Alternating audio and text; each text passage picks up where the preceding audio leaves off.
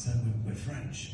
And I was like, I bet you're fucking Belgians. I bet they knew that was coming. Anyway, so, look, ladies and gentlemen, that first selection has been the opposite way around, but we are now back to a person who has just finished the course. So what I'm going to ask is, can you give half of your remaining love and affection for this section? We have 2 more acts in this section. He's going to come into his debut 5-minute set. So what we're going to do is we're going to, for Stephen, we're going to start on 2 out of 10. Times that by 3, so it's actually 6 out of 10.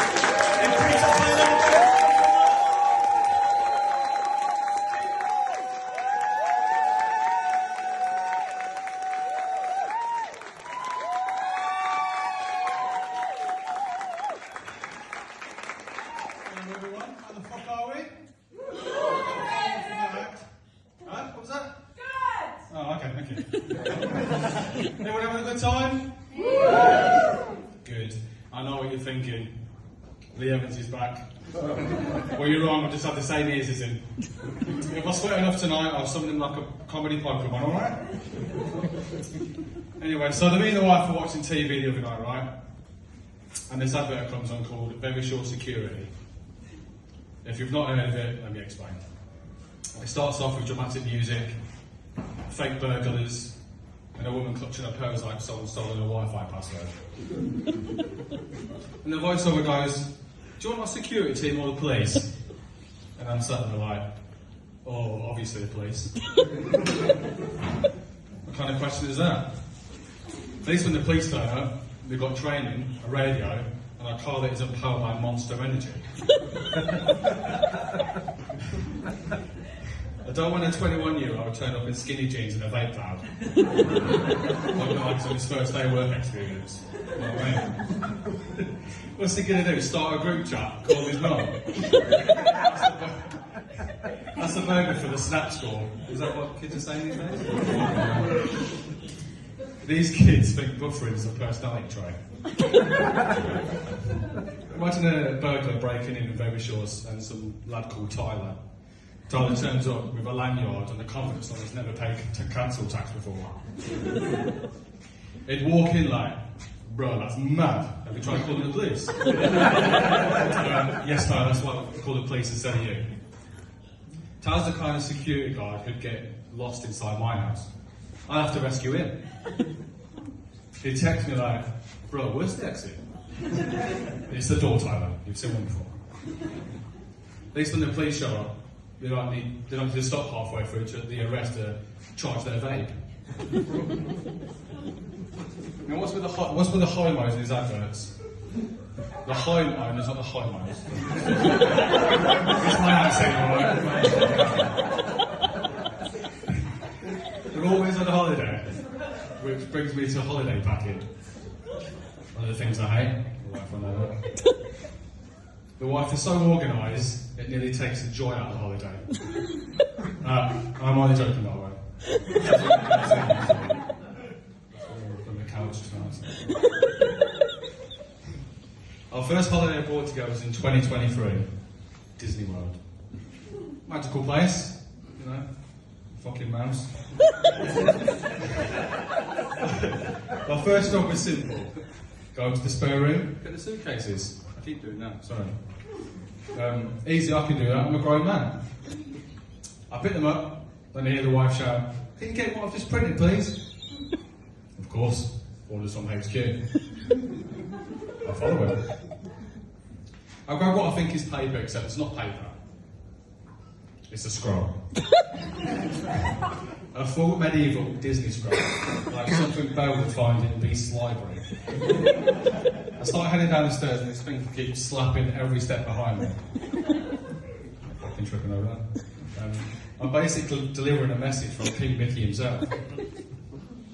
So I say, what is this massive document? She says, it's your packing instructions. I say, seems a bit long. Now, because you know, talking about life again. Now, this is the moment my normally calm, non-confrontational wife transforms into Cruella de Vil. She's at the bottom of the stairs, like she's about to steal 101 Dalmatians and my will to live. Perfectly dramatic pose, full villain soundtrack. playing in her head. She's pacing like she's on a runway made of pure rage. Pointing at me like I'm sort of badly designed clone. And then she unleashes the packing orders. You need 14 t-shirts, 10 pairs of shorts, and 2 emergency outfits. I'm stood there like some terrified fashion intern thinking, is any of this appropriate for Disney? Who knows? I was trying not to end up as a winter collection. So I get downstairs, and she looks at me like I've just pissed in her Lucky Charms. She looks like this. Pure disappointment. She holds up one of my t-shirts and goes, do you really think this t-shirt is appropriate for Disneyland? It's Darth Vader. Star Wars is part of Disney. Yes, but what is Darth Vader saying on the t-shirt?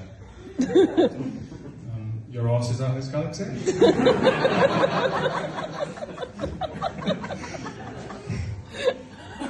And is that appropriate for Disneyland? And I'm like, I'm going to say no. She goes, correct. And honestly, I was over the moon because for the first time I finally got something right. I was like, never fucking happens. Come on, we're never right, are we? Let's fast forward to our Disneyland Paris trip, our first wedding anniversary. A place that promises magic, pure joy, and overpriced snacks, but you're still paying. Money doesn't matter when you're at Disney. They'll charge you €9 for a water and you say, oh, thank you. No, I'm trying to be a good husband. I'm trying to stay calm. Try not to get arrested in front of a giant castle. Or castle, as you fucking say. But the universe said, no, Stephen, no, you suffer. Well, because of the heat as well, because it was fucking hot. Because of the queues. Oh my god, the fucking queues. They're not queues, they're human marathons. Children that weren't tall enough to go on their rides, when they started queuing, are tall enough by the time they get to the front. Also, you're aging them. You enter as a young man and leave with a fucking pension. Kids bumping into me like they're training for the Premier League. And the whole time I'm thinking, I really don't want to be frog marched out of Disney by Mickey Mouse and his mates. Could you imagine that? Mickey on one arm, Goofy on the other. And Goofy tripping over his massive shoes and Donald up behind me having a full-blown meltdown in whatever language he speaks. Meanwhile, my wife is walking behind me like, yeah, that's him. That's my husband. The reason we can't have nice things. Because Disney security is next level. You sneeze too loud, suddenly you got Pluto, Buzz Lightyear, and then called Dave with a clipboard surrounding you.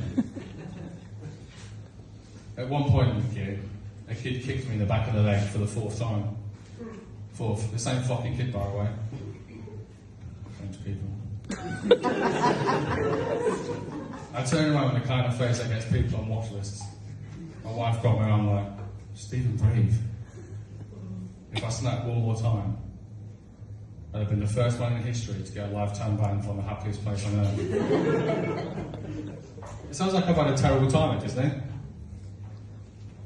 But that's not true at all. It was amazing. Magical, as people say. Got to meet my childhood hero, Woody. Big old Woody fans. Well done. Now listen, I don't care how old you are, when a giant fine cowboy walks towards you with his arms open, the inner child doesn't come out. He sprints out like he's late for school. I was buzzing. Not Buzz Lightyear joke, I was coming. My wife looked at me like, Stephen, calm down, it's not real. I'm like, it's real to me.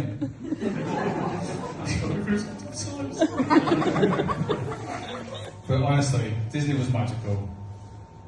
For one whole day, I wasn't wrong, wasn't in trouble. I was just a grown man living his best life with Woody. And after everything, the queues, the chaos, the near arrest, I realised something. If anything ever kicks off at my house, I'm not calling Very Sure. I'm not calling Tyler with his vape cloud and his Monster Energy. I'm calling Woody. Because if that cowboy can keep me calm in a queue full of feral children, he can handle Vader. And let's be honest, if Woody did show up to save my house, my wife would still look at him, look at me, and go, yeah, that's my husband.